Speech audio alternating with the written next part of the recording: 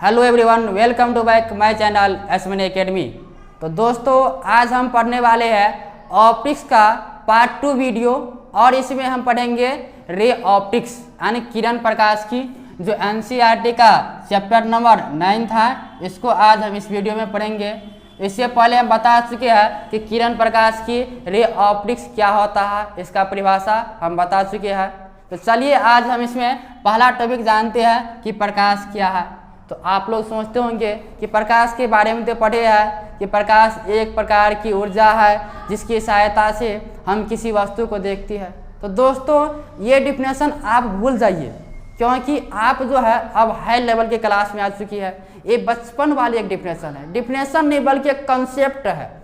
अब यहाँ पे जो है ना हम एक प्रकाश की अच्छी डिफिनेशन बताएंगे कि प्रकाश क्या होता है। तो दोस्तों प्रकाश क्या होता है, तो देखिए प्रकाश एक विद्युत चुम्बकीय तरंग है। प्रकाश एक विद्युत चुम्बकीय तरंग है। प्रकाश क्या है? एक विद्युत चुम्बकीय तरंग है। इसको अंग्रेजी में कहते हैं इलेक्ट्रोमैग्नेटिक वेव। तो प्रकाश क्या है? एक विद्युत चुम्बकीय तरंग है यानी इलेक्ट्रोमैग्नेटिक वेव है। इसको शॉर्टकट में कहो तो EMW इलेक्ट्रोमैग्नेटिक वेव है। अब देखिए दोस्तों यहाँ पे आप क्वेश्चन कर सकते हैं कि सर विद्युत चुम्बकीय तरंग क्या है, इलेक्ट्रोमैग्नेटिक वेव क्या है। तो अब यहाँ पे विद्युत चुम्बकीय तरंग के बारे में कुछ हम एग्जाम्पल बता देते हैं। इसकी चर्चा आगे वाले नेक्स्ट चैप्टर में दिया गया है। तो चलिए जानते हैं कि विद्युत चुम्बकीय तरंग क्या होता है। तो देखिए दोस्तों यहाँ पे विद्युत चुम्बकीय तरंग के अंतर्गत जैसे आ जाता है एक्सरे, आप लोग नाम सुने होंगे। उसके बाद आ जाता है गामा रे, गामा किरण नाम सुने होंगे। उसके बाद आ जाता है रेडियो वेव। उसके बाद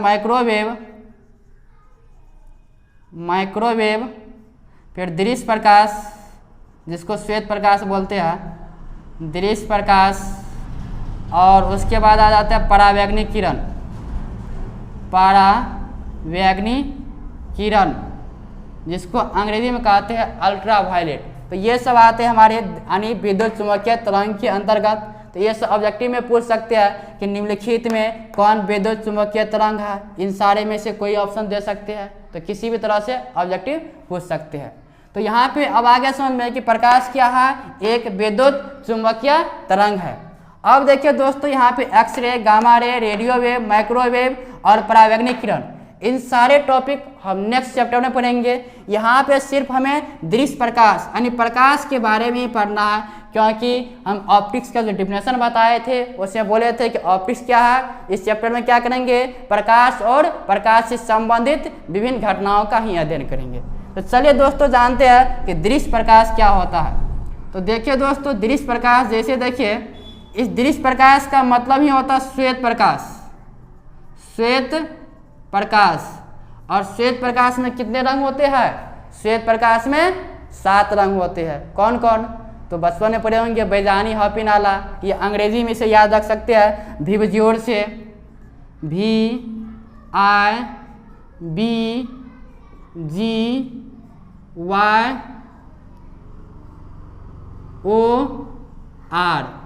विबज्योर।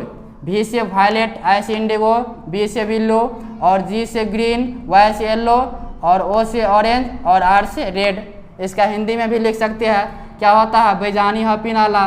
तो बै जा नी ह पी ना ला। तो ये है यानी श्वेत प्रकाश का 7 रंग होते हैं, बैजानी हॉपी नाला, हिंदी में इसको जानते होंगे। अब देखिए ये सब क्या है, सब विद्युत चुम्बकीय तरंग के बारे में ही पढ़ते हैं। तो तरंग का तरंग दैर्घ्य होता है, 10वां क्लास में भी पढ़े होंगे। तो जैसे देखिए लाल रंग का जो तरंग दैर्घ्य होता है कितना होता है, 7800 एंगस्ट्रॉम होता है। उसके बाद देखिए सबसे नीचे में वायलेट बैंगनी रंग का जो तरंग दैर्घ्य 3900 एंगस्ट्रॉम होता है। और बाकी जो कलर है, बाकी रंग सबका जो वैल्यू होता है इसका इसी के बीच आता है 3900 एंगस्ट्रॉम से लेकर के 7800 एंगस्ट्रॉम के बीच ही सबका तरंग दैर्घ्य यानी वेवलेंथ होता है। तो चलिए दोस्तों अब हम प्रकाश का डेफिनेशन लिखते हैं कि प्रकाश क्या है। तो प्रकाश क्या है, यह एक विद्युत चुंबकीय तरंग है जिसकी तरंग दैर्ध्य लगभग देखिए कितना 3900 एंगस्ट्रॉम से लेकर के 7800 एंगस्ट्रॉम के बीच होता है। तो लिखिए यहाँ पे कि यह एक विद्युत चुंबकीय तरंग है जिसके तरंग दैर्ध्य लगभग 3900 एंगस्ट्रॉम से 7800 एंगस्ट्रॉम के बीच होता है। तो ये हुआ मेरा प्रकाश का डेफिनेशन। अब यहाँ पे पूछ सकते हैं सर ये एंगस्ट्रॉम क्या है।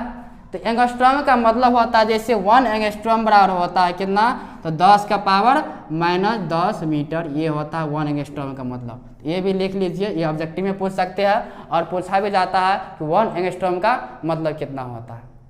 तो दोस्तों इतना नोट कीजिए। तो चलिए अब यहाँ पे हम साइड में कुछ और जानते हैं। जैसे देखिए कि प्रकाश जो है, आप लोग जानते होंगे कि प्रकाश किस रेखा में गमन करती है, प्रकाश सीधी रेखा में गमन करती है। तो लिखिए यहाँ पे कि प्रकाश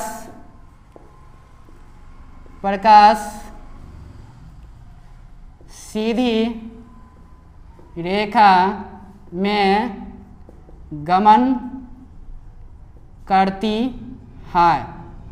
अब देखिए प्रकाश जो सीधी रेखा में गमन करती है उसी सरल रेखीय पथ को, जिस पथ पे प्रकाश गमन करती है उसी पथ को क्या कहते हैं, किरण कहते हैं। तो प्रकाश के सरल रेखीय पथ को किरण कहती है। ये भी पॉइंट लिख लीजिए कि प्रकाश के सरल रेखीय पथ को किरण कहते हैं। तो प्रकाश किस रेखा में गमन करती है, सरल रेखा में। इस तरह प्रकाश गमन करती है और इसी पथ को क्या कहते हैं, इसी को किरण कहते हैं। इसका क्या नाम है, किरण है। अब देखिए कई किरण होगा, जब इस किरण का एक समूह मिला दिया जाए तो उसे किरण पुंज कहते हैं। पुंज का मतलब ही होता है समूह और नाम है किरण पुंज। तो किरणों के समूह को किरण पुंज कहते हैं। तो यहाँ पे लिख लीजिए कि किरणों के समूह को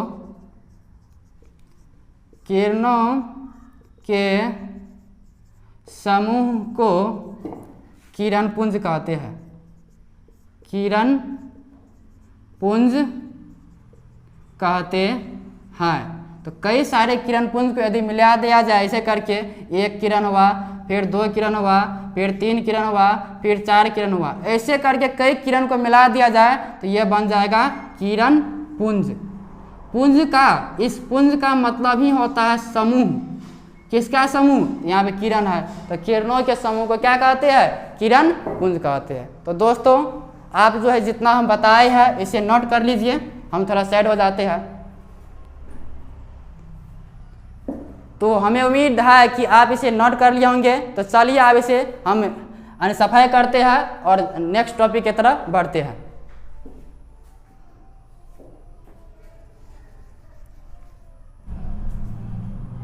तो दोस्तों अब देखिए ये प्रकाश जो संचरण करते हैं, तो प्रकाश के संचरण के लिए क्या माध्यम की भी आवश्यकता होती है कि प्रकाश यानी वायु रहेगा तभी संचरण करेगा, ठोस रहेगा तभी संचरण करेगा, गैस रहेगा तभी संचरण करेगा, द्रव रहेगा तभी संचरण करेगा। तो क्या प्रकाश के संचरण के लिए माध्यम की आवश्यकता होती है? तो दोस्तों कि प्रकाश के संचरण के लिए कोई माध्यम की आवश्यकता नहीं होती है। माध्यम हो तो पर भी प्रकाश गमन करेगी और माध्यम नहीं हो तो पर भी प्रकाश गमन करेगी। चाहे देखो यहाँ पे ठोस हो तो ठोस में भी प्रकाश गमन करेगी, और द्रव हो तो द्रव में भी प्रकाश गमन करेंगी, और गैस हो तो पर भी प्रकाश गमन करेंगी, और या कोई भी माध्यम नहीं हो, निर्वात हो तो निर्वात में भी प्रकाश गमन करती है। तो इससे क्या पता चलता है कि प्रकाश के संचरण के लिए कोई माध्यम की आवश्यकता नहीं होती है। तो यहाँ पे लिख लीजिए पॉइंट कि प्रकाश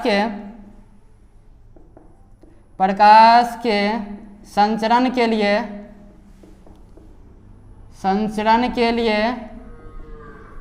कोई माध्यम की आवश्यकता नहीं होती है।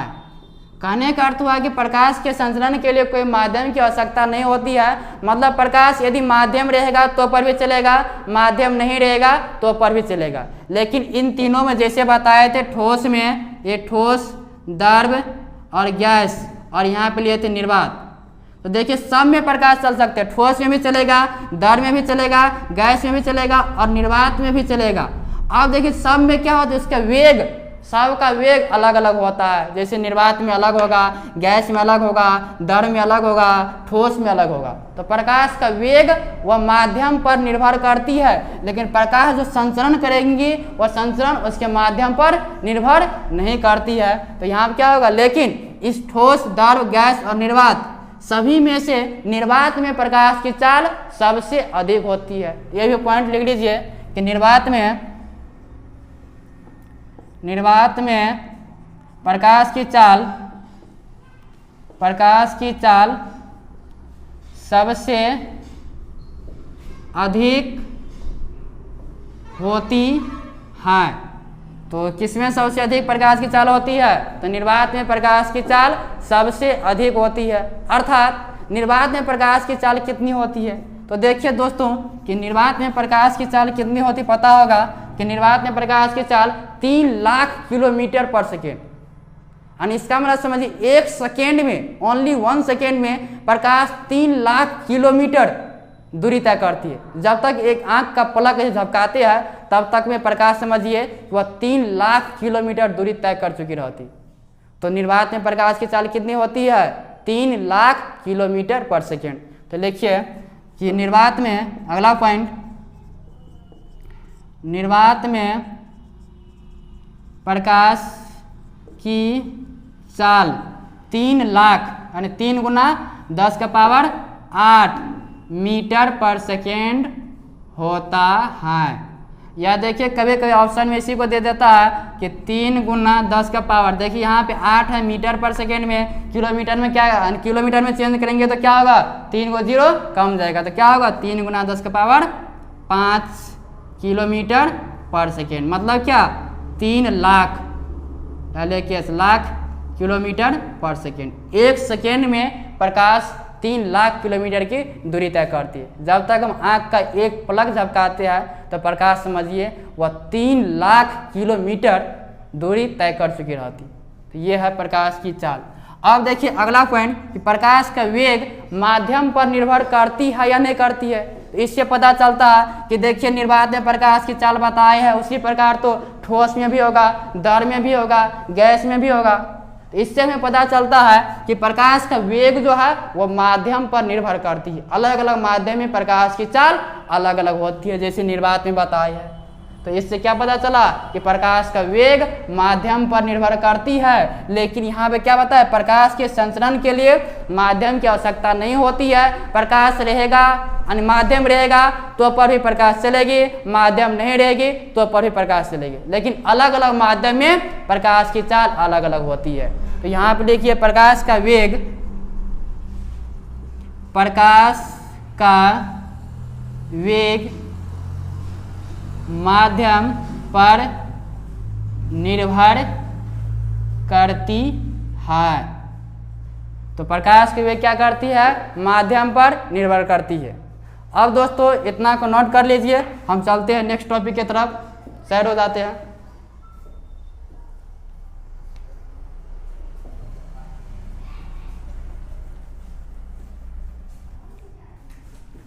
तो दोस्तों अब देखिए यहाँ पे क्या बताया है कि अलग अलग माध्यम में प्रकाश की चाल अलग अलग होती है। जैसे ठोस में अलग बताए थे, द्रव में अलग, गैस में अलग, निर्वात में अलग। तो सब में प्रकाश की चाल क्या होती है, अलग अलग होती है सब माध्यम में।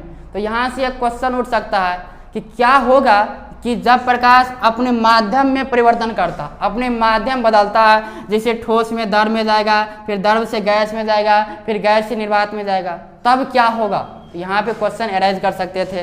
तो लिखिए पहले क्वेश्चन लिख देते हैं, क्या होता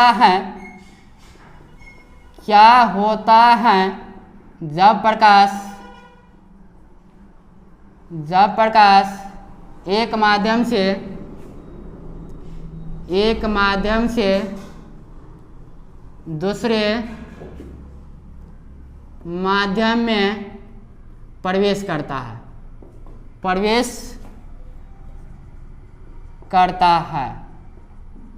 तो देखिए दोस्तों कि जब प्रकाश एक माध्यम से दूसरे माध्यम में जाएगा तब क्या होता है। तो देखिए जैसे यहाँ पे दो माध्यम मान लेते हैं, तो ये कोई सतह मान लीजिए, यहाँ पे ये कोई पृथककारी सतह है, पृथककारी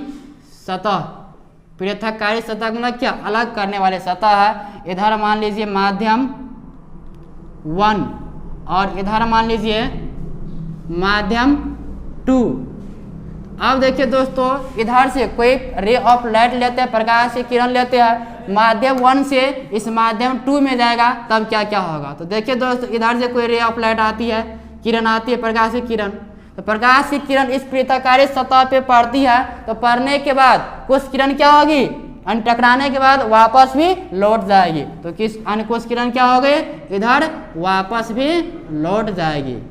और कुछ किरण यहाँ पे क्या होगा, कुछ का अवशोषण भी होगा, वह कुछ क्या करती है, अपने में खींच भी लेती है। और कुछ का क्या होगा, यहाँ पे रिफ्रैक्शन भी होगा, जैसे यहाँ पे आया तो यहाँ से क्या होगा, दूसरे माध्यम में भी चले जाएगा ऐसे करके। लेकिन जब वह दूसरे माध्यम में जाएगा तब वह अपने दिशा में परिवर्तन कर लेता है। देखिए यहाँ से जैसे इधर से किरण आ रही थी और यहाँ से दूसरे माध्यम में जाती है तो वह अपने दिशा में परिवर्तन कर लेती है। तो इससे क्या पता चला कि जब प्रकाश एक माध्यम से दूसरे माध्यम में जाती है तो वहाँ पे 3 घटना घटित होती है। कौन, तो सबसे पहला क्या है कि जब प्रकाश एक माध्यम से दूसरे माध्यम में जाती है तो वह पुनः उसी माध्यम में लौट जाती है। फिर दूसरा, जब प्रकाश की किरण एक माध्यम से दूसरे माध्यम में जाती है तो उसके पृथककारी सतह पर क्या होता है, अवशोषण होता है, अपनी ओर खींच लेता है। और तीसरा कि जब प्रकाश की किरण एक माध्यम से दूसरे माध्यम में जाती है तब वह क्या होती है, यानी एक माध्यम से दूसरे माध्यम में जाती है तब वह क्या होती है, अपने दिशा से विचलित हो जाती है। तो देखिए यहाँ पे लिखते हैं कि कितना घटना होती है, तो 3 घटना घटित होती है, 3 घटना घटित होती है। तो पहला कौन था कि पुनः उसी माध्यम में लौट जाती है, पहला पुनः उसी माध्यम में लौट जाती है। फिर दूसरा देखिए कि पृथककारी सतह पर प्रकाश का अवशोषण होता है। तो दूसरा लिखिए, पृथककारी सतह पर प्रकाश का अवशोषण होता है। यह अवशोषण होकर इधर उधर बिखर जाना। तो यहाँ पे अवशोषण होता है, तो अवशोषण के बाद कुछ ये नहीं है कि पूरा प्रकाश अवशोषण ही हो जाता है, कुछ न कुछ क्या होता है, इधर उधर इर्द गिर्द फैल भी जाता है। फिर तीसरा में क्या होता है कि वह दूसरे माध्यम में जाती है तो अपनी दिशा में विचलित हो जाती है। तो तीसरा में क्या होगा, दूसरे माध्यम में जाने पर अपने पथ या रास्ता से विचलित हो जाती है, मतलब घूम जाती है, विचलित हो जाती है। तो ये प्रकाश की 3 घटना घटित होती है जब प्रकाश एक माध्यम से दूसरे माध्यम में जाती है। तो अब देखिए दोस्तों यहाँ पे कि जब प्रकाश पुनः उसी माध्यम में लौट जाती है, जिस माध्यम से आई है उसी माध्यम में लौट जाएगी, तो उसको कहते हैं प्रकाश का परावर्तन कहते हैं। उसे क्या कहते हैं, प्रकाश का परावर्तन कहते हैं। उसके बाद देखिए दूसरा में क्या है कि पृथककारी सतह पर प्रकाश को अवशोषण होकर इधर उधर बिखर जाना, यानी प्रकाश का इधर उधर बिखर जाना, इर्द गिर्द फैल जाना, वह प्रकाश का परिकिरणन कहलाता है। इसको क्या कहते हैं, प्रकाश का परिकिरणन कहते हैं। यह परिकिरणन का परिभाषा हो गया। उसके बाद तीसरा में देखिए कि दूसरे माध्यम में जाने पर अपने पथ से विचलित हो जाती है। देखिए जब दूसरे माध्यम में जाती है तो यहाँ से क्या होती है, अपने रास्ता, पहले इधर जाना चाहिए लेकिन ये इधर जा रही है, अपने रास्ता से विचलित हो जाती है। इसको कहते हैं प्रकाश का अपवर्तन कहते हैं। ये है अपवर्तन का परिभाषा। तो जब प्रकाश एक माध्यम से दूसरे माध्यम में प्रवेश करती है तो कितने घटना होती है? 3 घटना। कौन कौन? तो शॉर्ट में कर सकते हैं। एक होता है परावर्तन की घटना, दूसरा परिकिरण की घटना और तीसरा अपवर्तन का घटना। तो दोस्तों देखिए, परावर्तन, परिकिरण, अपवर्तन, इन सभी का हम डिटेल में आगे पढ़ेंगे। तो ये था हमारा क्वेश्चन। तो क्वेश्चन के हिसाब से हम आंसर बता दिया है। तो चलिए दोस्तों, अब हम मिलते हैं नेक्स्ट वीडियो में। और नेक्स्ट वीडियो का टॉपिक रहेगा कौन सा? तो प्रकाश का परावर्तन से मेरा टॉपिक स्टार्ट होगा। तो दोस्तों, कैसा लगा यह वीडियो? यदि अच्छा लगा तो लाइक करें, कमेंट करें और हमारे चैनल को सब्सक्राइब करें, क्योंकि अब हम रेगुलर ऑप्टिक्स का वीडियो लगातार देते रहे हैं। तो मिलते हैं नेक्स्ट वीडियो में दोस्तों, तब तक के लिए बाय। जय हिंद दोस्तों।